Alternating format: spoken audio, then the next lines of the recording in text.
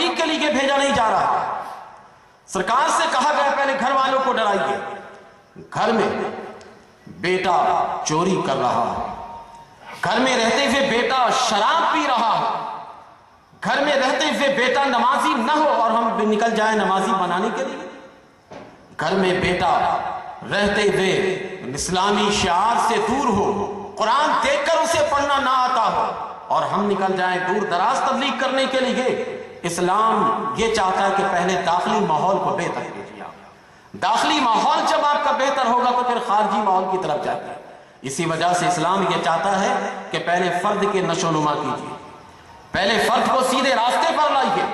جب فرد سیدھے راستے پر آئے گا تو یہی جڑے گا تو معاشرہ بن جائے گا، یہی فرد افراد بنیں گے اور پھر افراد بن کر معاشرہ بن جائے گا۔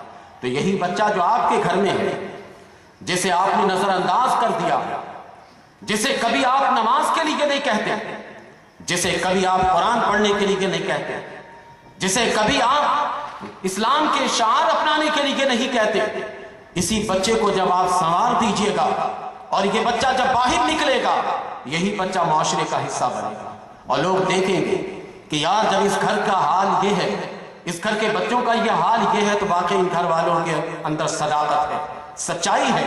اس وجہ سے قرآن کریم نے اس باب میں یہ ارشاد فرمایا ہے، یا ایھا الذین آمنوا قاتلوا الذین یلونکم من الکفار، اے ایمان والو سب سے پہلے ان کافروں سے جہاد کرو جو تمہارے قریب ہیں، یلونکم من الکفار، جو کافر تم سے قریب ہیں، داخلی ہیں، اس سے جہاد کرو، اس سے نمٹو پہلے، اس سے نپٹ لینے کے بعد پھر خارجیت کی طرف جانا، پھر خارجی کافروں کی طرف آگے بڑھنا۔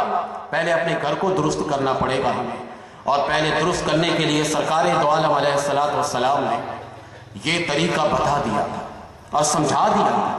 سرکار دو عالم علیہ السلام نے ایک مرتبہ اپنی بیٹی فاطمہ رضی اللہ تعالی عنہا کو بٹھایا اور بٹھا کر کہا کہ بیٹی اگر تم اسلام کو چھوڑ دو گی، اسلام کے احکام پر عمل نہیں کرو گے، اللہ کی وحدانیت کو نہیں مانو گے، تو کبھی یہ خیال نہ کرنا کہ میرے ابا جان پوری کائنات کے رسول ہیں، سمجھا رہے ہیں، حالانکہ سرور کائنات صلی اللہ تعالی علیہ وسلم کا فیض تو پوری دنیا کو مل رہا ہے، لیکن بتانا تھا کہ دنیا والوں گھر سے پہلے اصلاح چلاؤ، یہ میں وہ مذہب دے کر تمہیں جانا چاہتا ہوں، وہ ضابطہ حیات دے کر میں جانا چاہتا ہوں کہ جس میں خود میری نظیر دیکھنا چاہو تو پہلے میری نظیر اس کے اندر موجود ہے۔ اپنی بیٹی کو سمجھایا، دنیا والوں کو بتانے کے لیے سمجھایا کہ دنیا والوں میں بیٹی کو درس اس لیے دے رہا ہوں کہ پہلے داخلی ماحول بہتر ہونا چاہیے، پھر خارجی ماحول بہتر کرو، پہلے داخلی ماحول کو بہتر کرو۔ ہمارے یہاں تو حال یہ ہوتا ہے کہ جس بیچارے کے یہاں دو بیوی ہے ان سے پوچھئے کہ کیا حال ہوتا ہے، دونوں کے نظر سے وہ صاحب گر جاتا ہے۔ میرے نبی صلی اللہ علیہ وسلم کے اصلاح پر قربان جانی چاہیے کہ بیک وقت 9 بیویاں ہیں لیکن کوئی بیوی میرے نبی صلی اللہ علیہ وسلم سے کبھی نفرت نہیں کرتی۔ نعرہ تکبیر، نعرہ رسالت، نعرہ رسالت، علماء سنت، علماء سنت، حضور ممتاز الملت۔ ایسا ہے کہ جس کی 4 بیویاں ہو جائیں تو اس بیچارے کا تو یہ حال ہوتا ہے کہ ان بیویوں کا چلے تو ان کے گوشت نکال کر 4 اچار بنا دے، لیکن میرے نبی کی شان پر قربان جائے کہ 9 بیویاں بیک وقت گھر میں ہیں، کسی بیوی کو کچھ شکایت نہیں ہے میرے نبی صلی اللہ علیہ وسلم سے، کیونکہ یہ داخلی اصلاح ہے۔ داخلی اصلاح میں سرکار دو عالم علیہ السلام نے ایسا ضابطہ بنایا کہ اس ضابطے کے دائرے میں رہتے ہوئے ہر ایک کے ساتھ معاملہ کرتے تھے، جس کا نتیجہ ہمارے اور آپ کے سامنے ہے کہ کسی صورت سے بھی کوئی بیوی شکایت نہیں کرتی تھی، ورنہ ان کا حال یہ ہوتا ہے، میں سمجھاتا ہوں، میں آپ کو لطیفے نہیں سنا رہا، ایک حقیقت سے قریب لانا چاہتا ہوں۔ بیویاں جلدی بات نہیں مانتی، آپ جتنے پہنچے ہوئے بزرگ ہوں، جتنے عظمت والے ہوں، جتنے جو کچھ بھی ہو، سب کے لیے ہو سکتے ہیں، بیویاں نہیں مانتی جلدی۔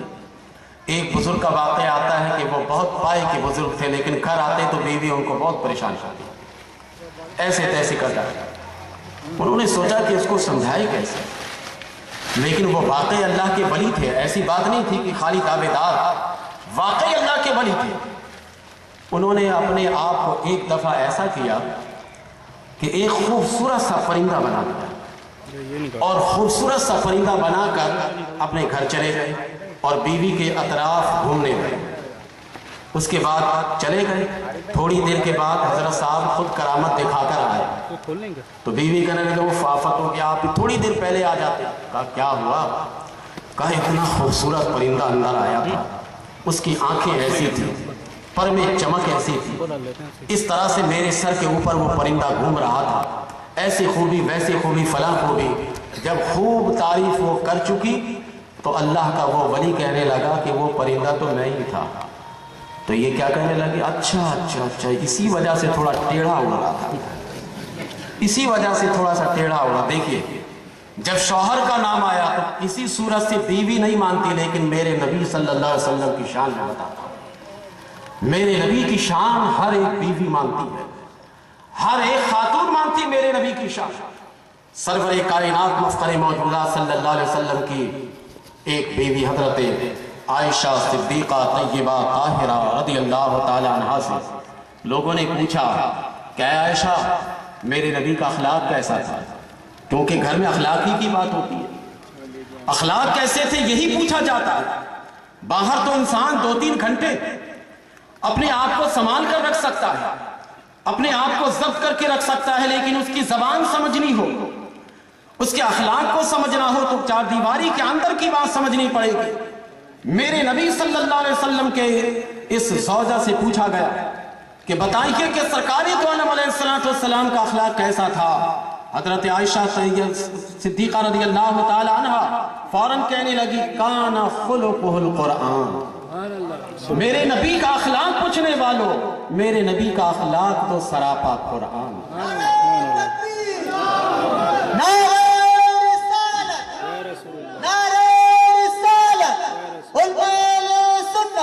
हुजूर मुमताजुल मिल्लत, सरापा कुरआन था। यानी मतलब यह है कि मेरे नबी सल्लल्लाहु अलैहि वसल्लम ने किसी बीवी के साथ वो सलूक नहीं किया जिसकी इजाजत कुरान ने न दी। कुरान में जिसकी इजाजत है वही कुछ किया है। और आखिर तक मेरे नबी सल्लल्लाहु अलैहि वसल्लम ने हर एक ज़ौजा से पूछा था, मैं इस दुनिया से जा रहा हूं, मुझे ये तो बता दो कि मैंने किसी के साथ कोई नाइंसाफी तो नहीं की, किसी के साथ मैंने जुल्म तो नहीं किया। सब अज़वाज मुतहरात ने यकज़बान होकर कहा था किसी के साथ नहीं। मेरे नबी सल्लल्लाहु अलैहि वसल्लम ने फरमाया कि ठीक है, मैं तुमसे एक बात कहना चाहता हूं, मैं तुमसे एक गुजारिश यूं समझ लीजिए करना चाहता हूं। सरकार दो आलम अलैहिस्सलातु वस्सलाम की इंसानियत है। सरकार ने फरमाया कि देखो, आज आयशा के यहां की बारी नहीं है, लेकिन मैं ये चाहता हूं कि तुम सब मिलकर यकजा होकर मुझे इजाजत दे दो कि मैं अपनी जिंदगी के आखिरी लम्हात आयशा के यहां गुजारूं। अज़वाज मुतहरात में से सबने इजाजत दे दी कि जाइए गुजार लीजिए। ये है नबी के दाखिली जिंदगी। और इस्लाम यही बताता है कि पहले दाखिली अपनी जिंदगी को बेहतर बनाओ। इसलिए तबलीग की इब्तिदा कराई इस्लाम ने, तो कहा वांज़िर अशीरतकल अक़रबीन, पहले अपने रिश्तेदारों को डराओ, उसके बाद आगे की तरफ बढ़ो। हमारे एक आलिम दीन थे जिनका इंतकाल हो गया। वो जब आप बैठ गए, थोड़ी देर बारिश हो रही, मैं 2-3 मिनट और लेता हूँ, एक बस हल्के अंदाज में बताकर ख़त्म कर दूंगा।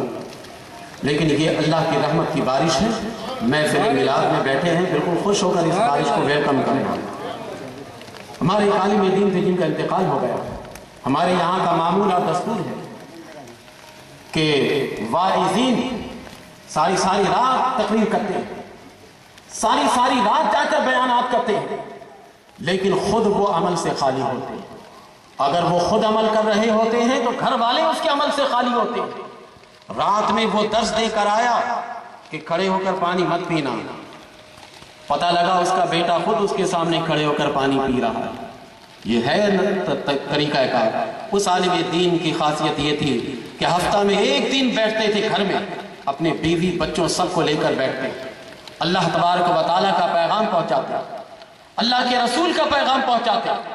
اور پہنچانے کے بعد آخری الفاظ یہ کہتے، اے اللہ تو گواہ رہنا میں نے اپنے داخلی زندگی میں بھی تبلیغ کی ہے، سبحان اللہ، اے اللہ تو گواہ رہنا میں نے اپنے بچوں میں بھی تبلیغ کی ہے، میں نے اپنے بچوں کو بھی سدھارنے کی کوشش کی ہے۔ اس کے بعد اللہ سے دعا کرتے تھے، اے اللہ میں نے اپنے بچوں کو سمجھانا تھا وہ میں نے سمجھا دیا، دلوں کا معاملہ تیرے ہاتھ میں ہے، مولا ان بچوں کے دلوں کو تو اپنی جانب پھیر دے۔ نبی کریم علیہ السلام سے استغاثہ لیتے، کہتے اللہ کے حبیب صلی اللہ علیہ وسلم ہم نے آپ کی سنت ادا کی ہے، اور سنت کی ادائیگی میں نے اپنے بچوں کو بھی تبلیغ کی ہے اور اپنے بچوں کو بھی سمجھایا ہے، بس اب خدا کے لیے ان کے دل کو دین کی طرف پھیر دیجیے۔ یہ ہے وہ اسلام جسے آپ مکمل ضابطہ حیات کہیے، جسے عالمگیر مذہب کہیے، ضابطہ حیات کہیے۔ اس میں داخلی زندگی پر زیادہ زور ہے کہ داخلی زندگی کو بہتر بناؤ۔ انسان گھر میں رہتا ہے، اس کے اخلاق اچھے نہیں ہوتے، انسان گھر میں رہتا ہے اس کے کردار اچھے نہیں ہوتے، انسان جب گھر میں رہتا ہے آپس میں ملتا صحیح سے نہیں، صحیح سے بات ماں سے نہیں کرتا، صحیح سے بات باپ سے نہیں کرتا، صحیح سے بات اپنے بچوں سے نہیں کرتا، باہر جاتا ہے تو اپنا تقوی دکھاتا ہے، اپنی پرہیزگاری دکھاتا ہے۔ اسلام یہ چاہتا ہے کہ تمہاری داخلی زندگی اور تمہاری خارجی زندگی یہ دونوں متصادم نہ بلکہ متفق ہو جائے، جو خارج میں ہو وہ اندر بھی ہونی چاہیے۔ میں نے اسی اسٹیج پر ایک مثال دی تھی، ایک آج پھر میں اس مثال کو یاد دلا دیتا ہوں۔ امریکہ میں بڑے بڑے حادثات ہوتے رہتے ہیں اور ہوں گے بھی کیوں نہیں، جہاں پر اللہ تبارک و تعالیٰ کا نام ہی نہ لیا جائے، اللہ کے دین کا مذاق اڑایا جائے، وہاں جب صدارتی انتخاب ہو رہا تھا، امیدوار کے طور پر میاں بھی صدارتی امیدوار تھا اور بیوی بھی صدارتی امیدوار تھا، دونوں ہی جلسے کی تیاری کے لیے گھر سے نکلتے اور ایک اسٹیج پر شوہر بیوی کی برائی بیان کرتا، بیوی اسٹیج پر جا کر شوہر کی برائی بیان کرتی، جب گھر میں چار دیواری کے اندر جاتی دونوں ہنس کھیل کر ملتی۔ ادھر خارجی زندگی اگر خراب ہے تو داخلی زندگی بہتر ہے، لیکن اسلام یہ چاہتا ہے کہ آپ کی داخلی زندگی بھی اور خارجی زندگی بھی بہتر ہو جائے۔ میں بس اب اتنی بات پر میں زیادہ آپ کو بگانا نہیں چاہتا۔ کتنے نکات ہوئے یہ؟ 4، بس میں اب ختم کرتا ہوں۔ 5 کا وقت ہی نہیں ہے، مہلت نہیں ہے، آپ کہاں پر ہیں؟ بس انشاءاللہ یار زندہ تو صحبت باقی والی بات ہے کہ پھر انشاءاللہ میں کبھی روشنی ڈال دوں گا۔ اتنی بات سمجھ میں آ گئی نا کہ اسلام مکمل اور عالمگیر ضابطۂ حیات ہے، اور یہ 4 زاویے سے میں نے آپ کے سامنے پیش کر دی ہے۔ اب جب یہ ثابت ہو گیا تو وَمَن يَبْتَغِ غَيْرَ الْإِسْلَامِ دِينًا فَلَن يُقْبَلَ مِنْهُ، اب کوئی اسلام کو چھوڑ کر کسی اور دین کو اپنا دین بنا لے تو ہرگز اللہ تعالیٰ قبول نہیں کرے گا۔ آئیے صلاۃ و سلام پڑھتے تاکہ ختم کریں۔